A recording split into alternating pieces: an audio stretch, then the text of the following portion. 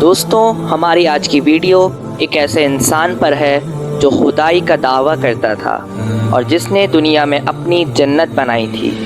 تو دوستوں، کہانی کچھ یوں ہے کہ ٹھاٹے مارتے نیلے پانی کے سمندر میں ایک جہاز اپنی منزل کی جانب رواں دوا تھا۔ اس جہاز میں ایک عورت ایسی بھی تھی جو حاملہ تھی اور اس کا بچہ پیدا ہونے والا تھا۔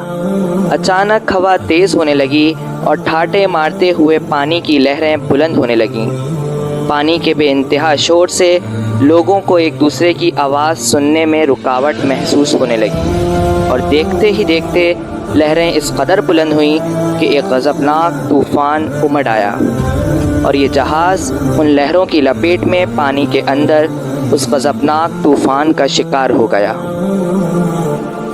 ان لہروں نے جہاز کو اپنی لپیٹ میں لے کر اس کے ٹکڑے ٹکڑے کر دیے اور تمام مسافر پانی میں ڈوب گئے۔ وہ حاملہ عورت جو لہروں کے شور اور اس غضبناک طوفان سے ڈر کے بے ہوش ہو چکی تھی، ان بے رحم پانی کی لہروں میں تیزی سے بہتی چلی جا رہی تھی۔ اسی حالت میں اس بچے کی ولادت ہو گئی۔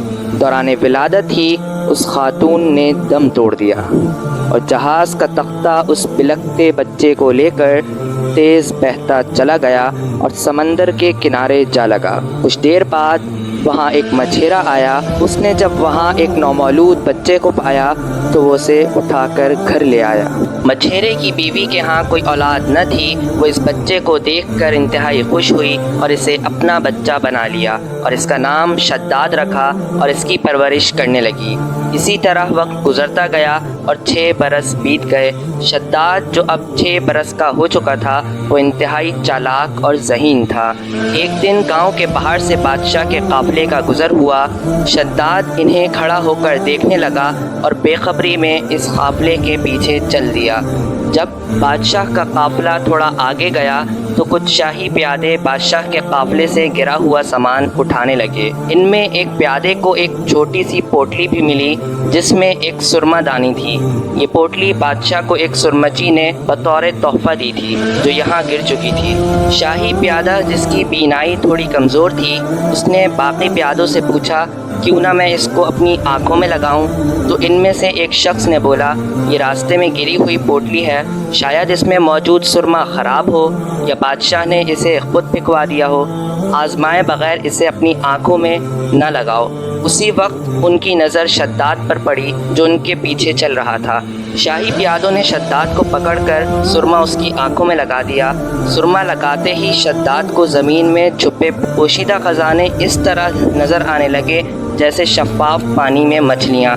شداد جو انتہائی چالاک تھا، وہ اپنی ذہانت اور عقل مندی کو مد نظر رکھتے ہوئے چلایا کہ میری آنکھیں جل رہی ہیں، میری آنکھیں خراب ہو گئی ہیں، مجھے کچھ نظر کیوں نہیں آ رہا، ٹھیک نہیں ہے، یہ زہر ہے، کوئی میری فریاد سنو، میں اندھا ہو گیا ہوں، ہائے میری آنکھیں۔ پیادے نے جب شداد کی حالت دیکھی تو خوف کے مارے سرما وہیں پھینکا اور وہاں سے بھاگ نکلے۔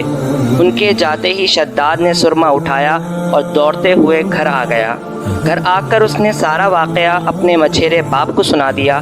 مچھیرے باپ نے اسے اس کی عقل مندی پر داد دی اور انتہائی خوش ہو کر بولا، رات کو جب سب سو جائیں گے تو ہم اپنے بھروسے کے مزدوروں کو لے کر بہت سا خزانہ زمین سے نکال کر گھر لے آئیں گے۔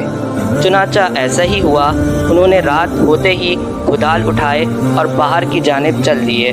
بے شمار خزانے خچر پر لاد کر لانے لگے۔ اس طرح کافی خزانہ انہوں نے جمع کر لیا اور آئے دن گاؤں والوں کی دعوتیں کر کر کے انہیں اپنا مرید بنا لیا۔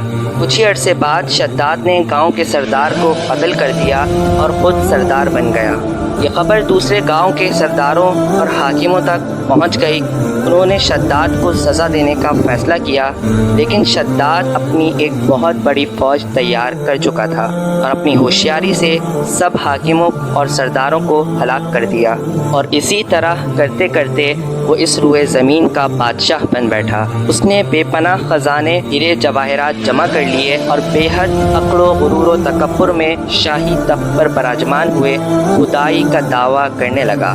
بے شمار داناؤں، عالموں اور واعظوں نے اسے سمجھانے کی کوشش کی، پر شداد کا کہنا تھا کہ بے شمار دولت، عظیم الشان محل، نوکر چاکر سپاہیوں اور محافظوں کی موجود فوج جب میرے پاس ہو تو میں جاہو جلال میں کیوں کسی کی اطاعت کروں؟ عالموں اور داناؤں نے کہا کہ یہ سب فانی ہے، اگر اللہ تبارک و تعالیٰ کی اطاعت کرو گے تو وہ تمہیں جنت عطا کرے گا۔ شداد نے پوچھا کہ جنت کیسی ہوتی ہے؟ داناؤں اور عالموں نے جنت کے متعلق جو خوبیاں اور تعریفیں سنی تھیں سب اس کے سامنے بیان کر دیں۔ شداد نے ان کی باتیں سن کر انتہائی حقارت سے کہا، مجھے کوئی پرواہ نہیں اس جنت کی، میرے پاس اس قدر دولت اور آسائش موجود ہے کہ میں اپنی جنت خود تیار کر سکتا ہوں جو اس سے انتہائی خوبصورت ہو۔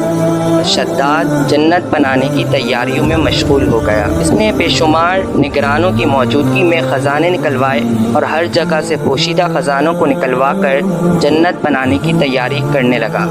جنت کی جتنی خوبیاں وہ سن چکا تھا ان پر عمل درآمد کروانے لگا۔ دودھ اور شہد کی نہریں بہائیں، چاندی کی اینٹوں پر یاقوت و جواہرات کے خوبصورت پردے بنوائے گئے اور فرش پر انتہائی شفاف پتھر لگائے گئے۔ خوبصورت ریشمی پردوں سے آراستہ کیا گیا۔ جب تعمیرات مکمل ہوئی تو شداد اپنے لشکر کے ساتھ انتہائی عمدہ لباس زیب تن کیے انتہائی جاہو جلال کے ساتھ جنت کی طرف رواں دواں تھا۔ غرور و تکبر سے سر اٹھائے کہا جا رہا تھا، ایک معمولی جنت کے لیے تم لوگ مجھے کسی اور کی اطاعت کا سبق دے رہے تھے۔ جب قریب پہنچا تو جنت کے دروازے پر ایک اجنبی شخص کو کھڑا پایا۔ ان سے پوچھا، کون ہو تم؟ اجنبی شخص بولا، ملک الموت ہوں۔ پوچھا، کیوں آئے ہو؟ اجنبی شخص بولا، تمہاری جان لینے۔ شداد بولا، مجھے میری جنت دیکھ لینے دو۔ وہ بولا، مجھے اجازت نہیں۔ شداد بولا، اتنی مہلت دو، گھوڑے سے پورا اتر لوں۔ جواب ملا، اس کی بھی اجازت نہیں۔ شداد، جس کا ایک پاؤں گھوڑے کی رقاب میں اور دوسرا چوکٹ پر ہی، وہیں اس کی موت ہو گئی۔ اور کہا جاتا ہے کہ حضرت اسرائیل علیہ السلام نے اس قدر ہولناک چیخ ماری کہ پورا شہر اپنی عالیشان سجاوٹوں سمیت زمین کے اندر دھس کر نیست و نابود ہو گیا۔ کچھ لوگوں کے مطابق اس شہر اور شداد کے لشکر سمیت شداد کو اس دنیا سے اوجھل کر دیا۔ کچھ لوگوں کے مطابق کبھی کبھار عدن اور اس کے ارد گرد کے لوگوں کو اس کی کچھ روشنی اور جھلک نظر آتی ہے۔ تو دوستوں، یہ ایک سچی کہانی اس کافر شخص کی ہے جو خدائی کا دعویٰ کرتا تھا، اور اس کا انجام کیا ہوا۔ ہمیں کبھی بھی اس زمین پر اکڑ و غرور سے نہیں چلنا چاہیے، کیونکہ ایک دن ہمیں اس کے اندر لوٹ کر جانا ہے۔